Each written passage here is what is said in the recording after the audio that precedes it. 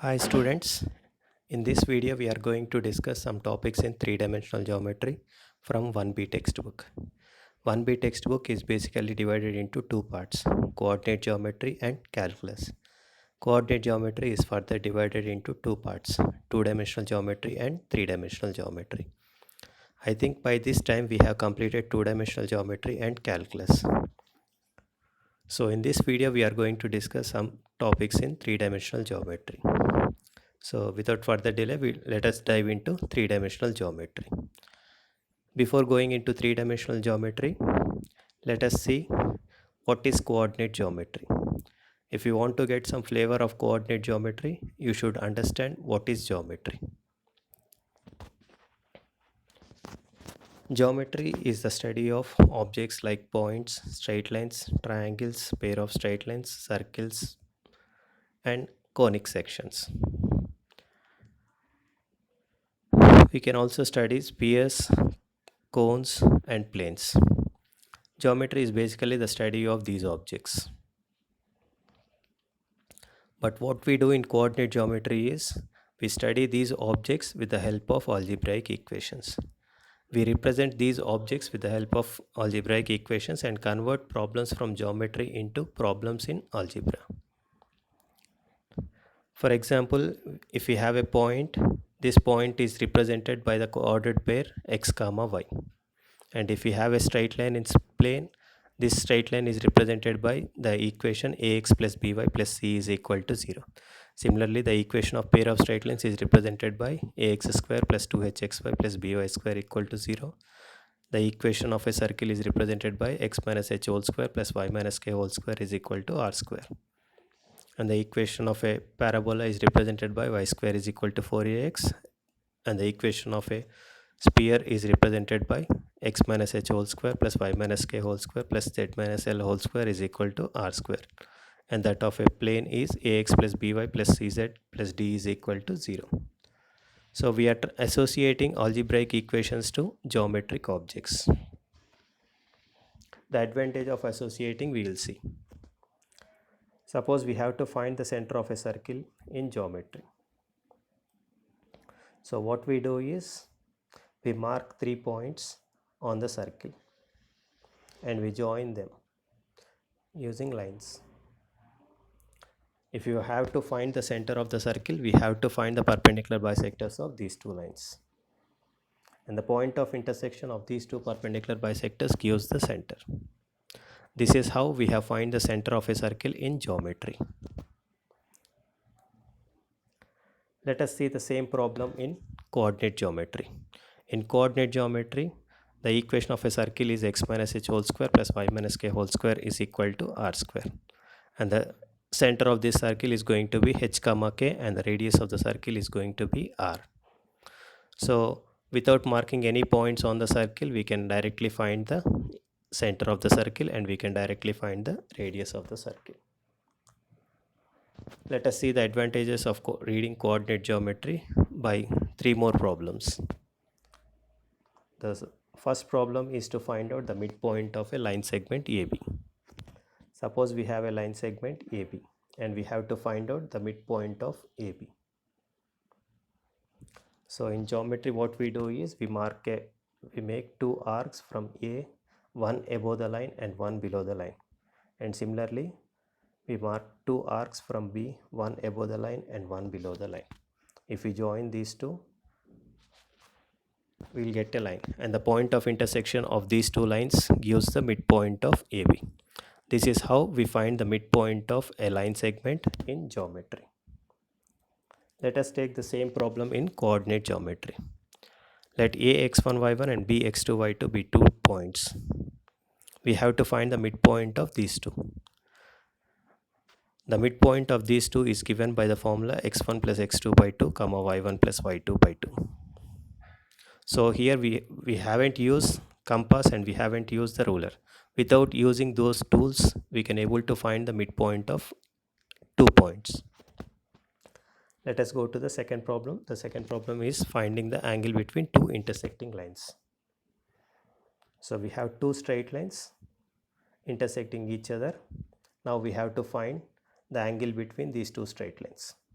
The angle between these two straight lines is found using protractor, or we can use compass to find the angle between these two straight lines.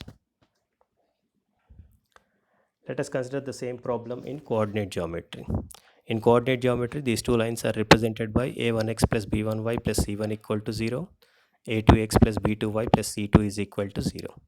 And the angle between these two straight lines is given by theta is equal to cosine inverse of a1 a2 plus b1 b2 upon under root a square a1 square plus b1 square times a2 square plus b2 square. So without the help of protractor, we can able to find the angle between these two straight lines. Now let us look into one more problem, that is finding the incenter of a triangle.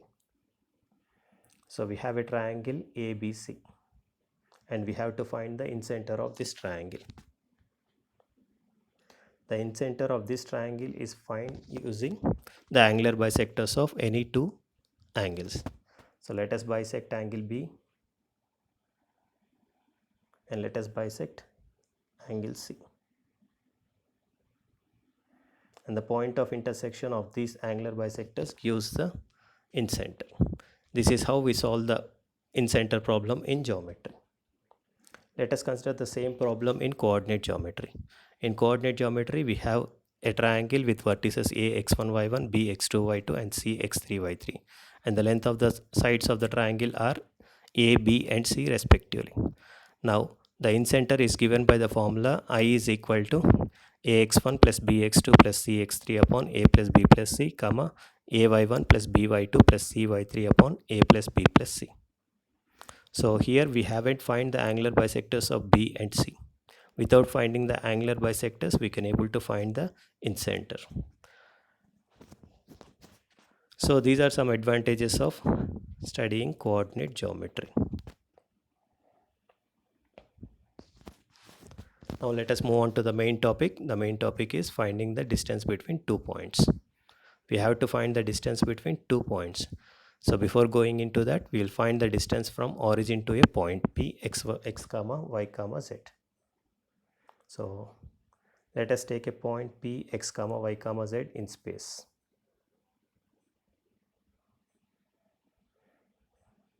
Drop a perpendicular from P onto xy plane, namely Q. Therefore the coordinates of Q are x comma y comma 0. And drop a perpendicular from Q onto x-axis, namely R, and the coordinates of R are x comma 0 comma 0. Now in this diagram we have two right angle triangles, namely PQR and PRO. PQR is a right angle triangle and POR is also a right angle triangle. Now consider the first right angle triangle, that is PQR. The length of PQ is going to be Z, because PQ is the perpendicular distance from P to XY plane. The length of QR is going to be Y. QR is the perpendicular distance from Q to X-axis. Therefore, it is equal to Y, because Q is a point on the XY plane. Now OR is equal to X. In the previous video, we have seen why PQ is equal to Z and QR is equal to Y and OR is equal to X. Now in this triangle PQR, PQ is equal to Z, QR is equal to Y. Therefore, PR is equal to under root Y square plus Z square. Now consider the right angle triangle on the right side. Now in this triangle, PR is equal to under root Y square plus Z square and Q and OR is equal to X. Therefore, OP is equal to under root X square plus Y square plus Z square. Therefore, the distance from origin to the point P x comma y comma z is equal to under root X square plus Y square plus Z square. Now let us consider the problem of finding the distance between two arbitrary points. So what we have done so far is we have found the perpendicular distance from origin to a point. Now we will find the distance between P x1 y1 z1 to Q x2 y2 z2. So for this we take the help of translation of axis. Translation of axis means we will shift the origin to some other point without rotating the axis. Consider 2 points A, H, K, L and P, X, Y, Z. Now shift the origin to A, H, K, L. With respect to new axis, the coordinates of A are 0, 0, 0 and coordinates of P are x minus h, y minus k, z minus l.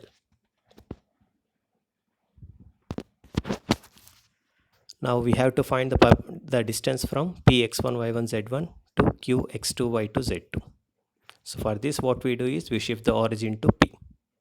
When we shift the origin to P, the coordinates of P are going to be 0, 0, 0 and the coordinates of Q are going to be under root x2 minus x1 square plus y2 minus y1 square plus z2 minus z1 square. Sorry. The coordinates of Q are going to be x2 minus x1, y2 minus y1, z2 minus z1. Therefore, the distance between P and Q, which is equal to the distance from the new origin to Q, which is equal to under root x2 minus x1 square plus y2 minus y1 square plus z2 minus z1 square. Now let us move on to the next topic, that is section formula. First, let us discuss about section formula and then I am going to clarify some misconceptions regarding this section formula. Okay, so what does this section formula tell us? We have a line segment AB and we have a point P on the line segment, but we don't know the coordinates of P. If P divides the line segment AB in the ratio m is to n, then the coordinates of P are given by P is equal to mx2 plus nx1 upon m plus n, my2 plus ny1 upon m plus n, mz2 plus nz1 upon m plus n. Similarly, using this section formula, we can find the ratio in which a point divides a line segment. Suppose A, P and B are collinear and the coordinates of P are x, y, z, and we don't know the ratio in which P divides A and B.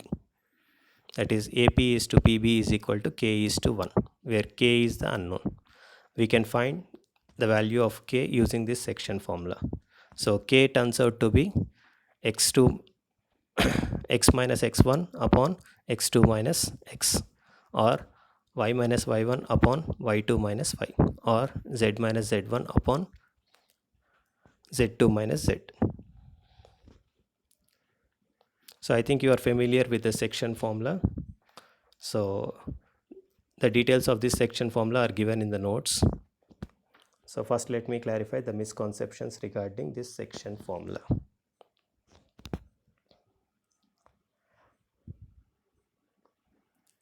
Every straight line has two directions. If you consider x-axis,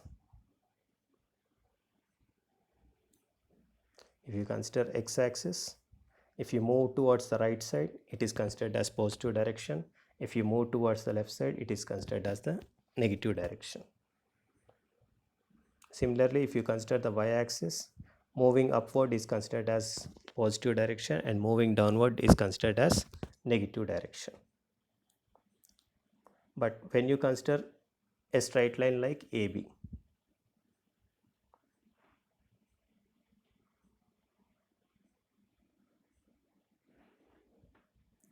as we move from A to B, you will be moving towards right side. Therefore, you can treat it as positive direction. But at the same time, as you move from A to B, you will be moving towards downside. Therefore, you can treat it as negative direction also. Therefore, for a given straight line, which is different from x-axis or y-axis, we cannot find the direction of the line, or we cannot say whether it is positively oriented or whether it is negatively oriented.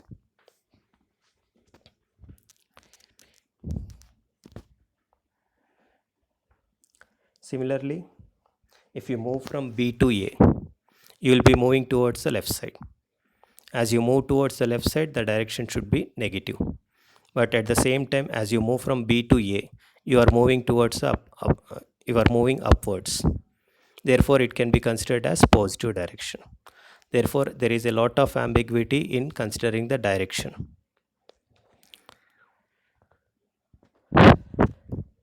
So basically in section formula, we don't consider the ratio of distances.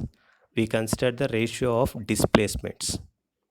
As we are considering displacements, we'll have positive sign or negative sign to the ratio.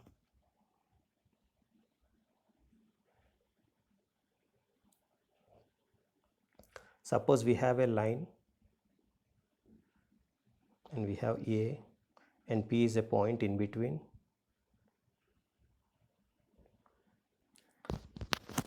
Then AP and PB both have the same direction. Both are in the same direction. Therefore, AP by PB will always be positive.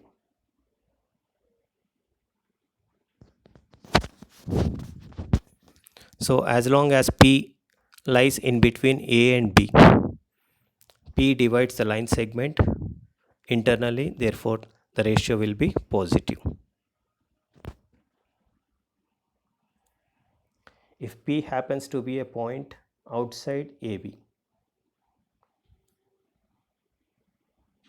if this is your A and if this is your B and this is your P, then AP is to PB. If you consider AP as positive direction, then PB will be negative direction. If you consider AP as negative direction, then PB will be in the positive direction. Therefore, the ratio will always be negative.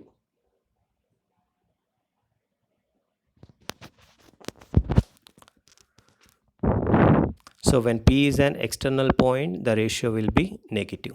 When P is an internal point, the ratio will be positive. So most of the people think that we are taking the ratio of distances.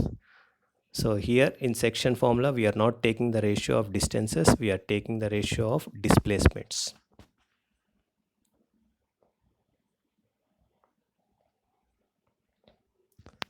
So those who are interested in the proof of the section formula, we can just go through the proof.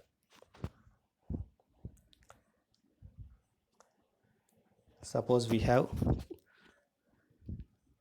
a line segment AB. The coordinates of A are x1, y1, z1 and the coordinates of B are x2, y2, z2. And we have a point P on the line segment which divides AB in the ratio m is to n. All that we have to do is we have to find the coordinates of P. So if you want to find out the x coordinate of P, we have to draw planes passing through A, P and B which are parallel to YZ planes. So here I have calculated the coordinates, the x coordinate of P. So I have considered three planes which are parallel to YZ plane passing through A, P and B. And these three planes intersect x-axis at A prime, P prime and B prime. So since these three planes are parallel, AP is to PB is same as A prime P prime is to P prime B prime.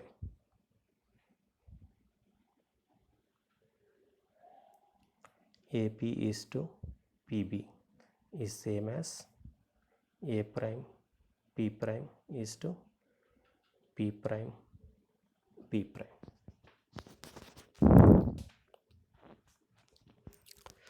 But we know the coordinates of A prime, P prime and B prime. The coordinates of A prime are going to be x comma 0 comma x1 comma 0 comma 0 and the coordinates of P prime is going to be x comma 0 comma 0 and the coordinates of B prime is going to be x2 comma 0 comma 0.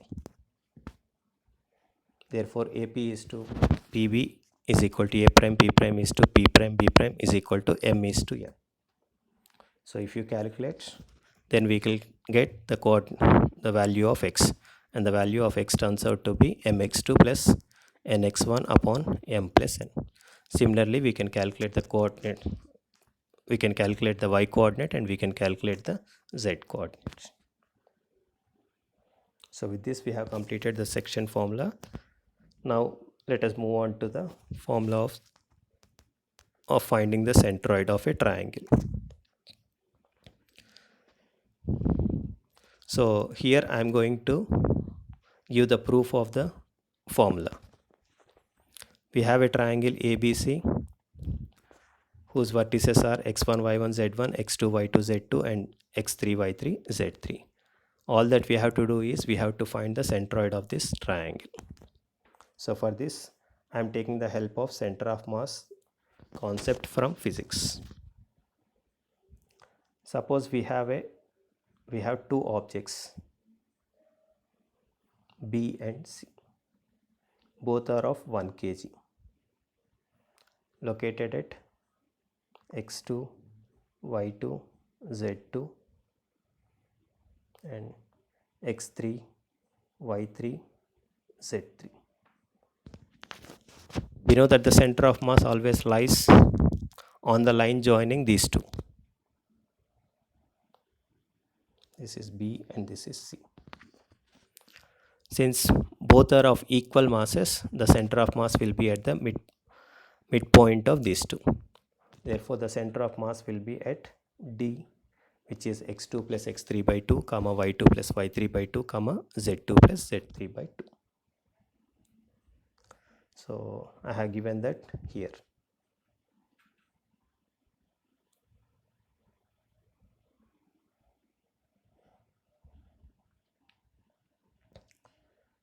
Now let us consider one more object.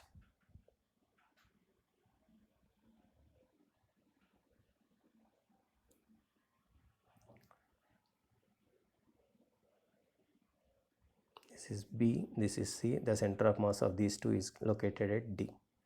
Let us consider one more object, which is A. A is also of 1 kg.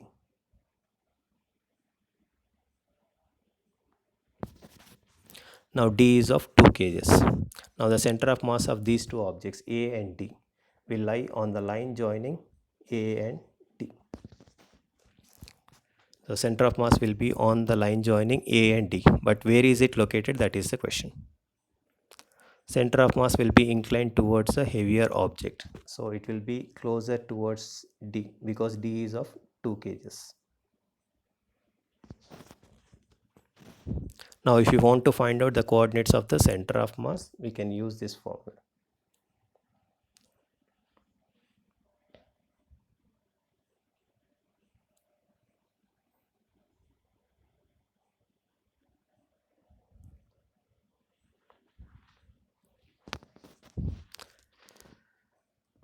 So the coordinates of the center of mass will be 2 times x2 plus x3 by 2 plus 1 times x1 by 2 plus 1, comma 2 times y2 plus y3 by 2 plus y1 by 2 plus 1, comma 2 times z2 plus z3 by 2 plus z1 by 2 plus 1, which turns out to be x1 plus x2 plus x3 by 3, comma y1 plus y2 plus y3 by 3, comma z2 plus z1 plus z2 plus z3 by 3.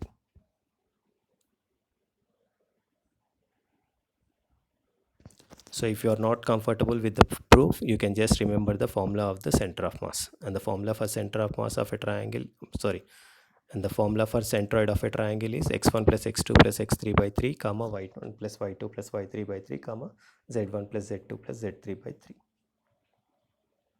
Now we have to find the center of mass of, we have to find the centroid of the tetrahedron ABCD.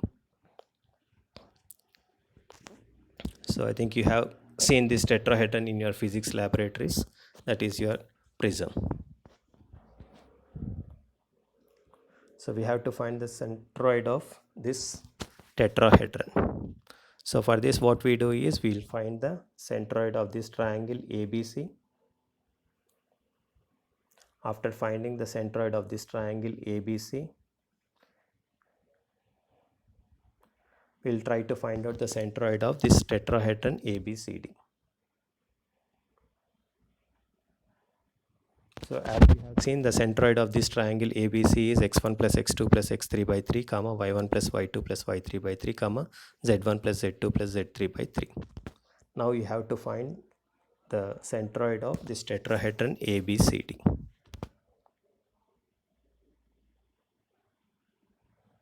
Let the centroid of triangle ABC be located at this point S. So S will be having 3 kgs of mass. If A has 1 kg mass, B has 1 kg mass, and C has 1 kg mass, the center of mass will be carrying all the masses. So S will be having 3 kgs mass. Now you have this point D. At this point D, you have 1 kg mass. Now the center of mass of these two objects will lie on the line joining these two, and it is closer to S.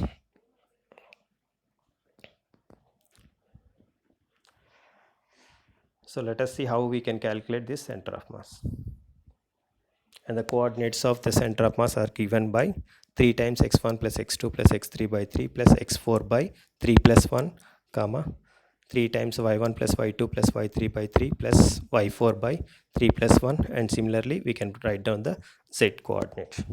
Therefore the centroid of this tetrahedron is going to be x1 plus x2 plus x3 plus x4 by 4, comma y1 plus y2 plus y3 plus y4 by 4, comma z1 plus z2 plus z3 plus z4 by 4.